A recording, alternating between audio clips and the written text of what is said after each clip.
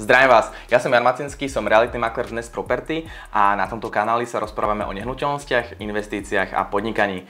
V tomto videu si rozoberieme to, čo je a ako funguje notárska úschova. Pri kúpe nehnuteľnosti existujú viaceré formy platieb. 100% financovanie cez úvery, čiastočné financovanie hypotékou a z časti hotovosťou a potom celková platba hotovosti, respektíve prevodom. Toto video je zamerané na tú poslednú možnosť, a to financovanie celej nehnuteľnosti z vlastných prostriedkov. Keď kupujeme nehnuteľnosť z vlastných prostriedkov, tak väčšinou sa to rieši cez notárskú úschovu alebo bankovú vinkuláciu. V tomto videu sa budeme rozprávať o notárskej úschove.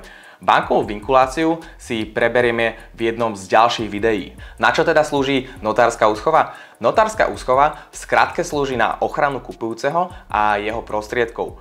Poďme si to trochu rozviť. Notár je tretia strana, ktorá vstupuje do transakcie. Máme teda ako kupujúci napríklad 200 000 eur, ktoré máme zaplatiť za nehnuteľnosť. Namiesto toho, aby sme poslali celú sumu priamo na účet predávajúcemu, pošleme ich do notárskej úschovy notárovi, ktorý ich uvoľní predávajúcemu až po splnení určitých podmienok. Na úplnom začiatku sa teda vypracuje návrh kúpnych zmluv, kde je uvedené, že táto časť kúpnej ceny, napríklad tých 200 000 eur, bude riešená cez notárskú úschovu. Následne notár vypracuje notárskú zápisnicu o úschove peňazí. V tejto notárskej zápisnici bude uvedené, že my ako kupujúci posielame peniaze na účet notára, ktorý ich bude mať v úschove až do doby, kým nebudeme zapísaní na liste vlastníctva ako noví vlastníci, a až potom ich notár uvoľní predávajúcemu. My teda ako kupujúci pošleme peniaze na notársky účet. Následne, keď budú peniaze na notárskom účte, pristúpime k podpisu kúpnych zmluv a potom k podaniu návrhu na vklad na kataster. Kataster má na zápis nového vlastníka 30 dní. Pri zrýchlenom konaní je to do 15 dní. V deň, keď sme už zapísaní ako nový vlastník, tak si vyžiadame na katastri výpis z listu vlastníctva, ktorý predložíme notárovi a on na základe tohto dokumentu uvoľní peniaze predávajúcemu. Na čo si treba dať pozor pri notárskej úschove? Za prvé určite to, nech sa nepodáva návrh na vklad na kataster ešte predtým, ako bude mať notár prostriedky na účte. Najlepšie, ak sú peniaze na notárskom účte ešte pred podpisom kúpnych zmluv. Za druhé, overte si notára, či je zapísaný v notárskej komore. To jednoducho spravíte na stránke notar.sk.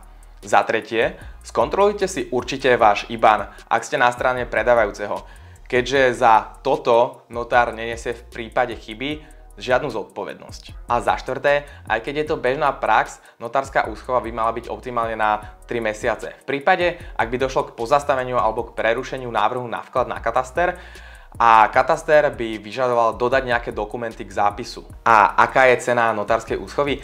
Toto záleží spravidla od sumy v úschove a je to od 23 do 331 eur.